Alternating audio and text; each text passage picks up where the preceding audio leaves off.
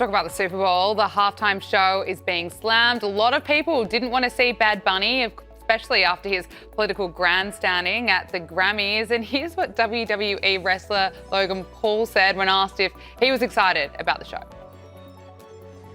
Logan, are you excited for the halftime show? No. He was not the only one who didn't want to watch Bad Bunny's performance. Millions of people switched off and turned into Turning Point USA's rival show. Josh, this was no surprise to me. Yeah, Gabrielle, I flipped back and forth a little bit. I ultimately ended up watching the Bad Bunny thing and then ended up watching the Turning Point alternative show after it was over. I wanted to make sure I watched both. Frankly, I would have skipped the Bad Bunny thing, but I need to know, frankly, what was said for purposes of my day-to-day job, which is that of a political commentator. And it was an atrocity. I mean, it's really not performative outrage on my behalf and many others' behalf. I was really, really angry watching that because this is the Super Bowl. This is America's #1 marquee sporting event. I'm a lifelong sports fan, Gabrielle. I almost work in professional sports. I love professional sports. The Super Bowl is it. I mean, it is the granddaddy of all American sporting events there. It is a global, iconic event there. It's supposed to represent American athletic competition and American sporting excellence, American exceptionalism on the world stage there. And we couldn't even do it in our language, in the language that we speak. I mean, it was such a massive insult. It was a massive insult to large swaths, at least a plurality, probably a majority of the NFL's actual fan base there. And then to kind of add insult to injury, you had Green Day, which is a notoriously ideologically left-wing punk rock band whose heyday was like 2.5, 3 decades ago. They kicked off the festivities before it all started there. Then you had the Black National Anthem. I mean, what was this? I mean, why is there a Black National Anthem? Well, last I checked, the Star Spangled Banner was national anthem for all of us. So the whole thing, frankly, from soup to nuts, was just deeply alienating and discomforting. And look, I mean, I tuned in, as I said, to the Turning Point alternative event. After it was over, I'm a big country music fan. I saw Lee Brice in concert actually for the first time like 12 or 13 years ago when he was a nobody. So it was fun to see him now playing in this alternative halftime show there. I enjoyed it.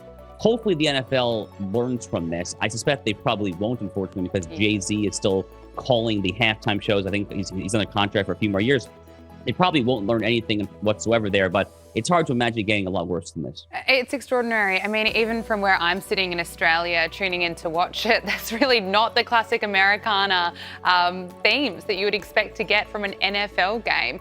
Alex, what were your thoughts watching it? And of course, I'm sure you're not surprised to see more than 5 million people turning into Turning Point USA's rival show.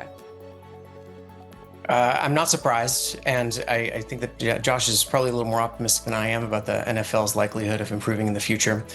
I was one of these people that turned off the halftime show. I didn't have any interest in seeing it, but I don't want to overstate that phenomenon. The Super Bowl, as Josh rightly noted, is far and away the most watched event in American life, and not just sporting event, just the most watched event. There's about 130 million people who probably tuned in last night, and that is on par for a non-sporting event, just for reference, with the moon landing in 1969. There's simply nothing else out there, not even close, that gets so many Americans all looking at the same thing at the same time. And so that's why I think the people get sick of having politics shoved in their face. You know, the three of us here on this panel are probably a little weird, but most people just want to tune out sometimes and just watch football. And to have these halftime shows, and it's not just this one, it's every year, focus on getting politics back in a place where it doesn't have to be, that is something people don't like. And we had a poll result that's going to come out in probably 2 days, where we asked, does the mainstream media reflect views of people like you? And 65% of Americans said no. And so last night, when they see something like that, that's what they're talking about. They want to watch the football, they want to watch game and fun commercials. They don't want to watch more politics. No.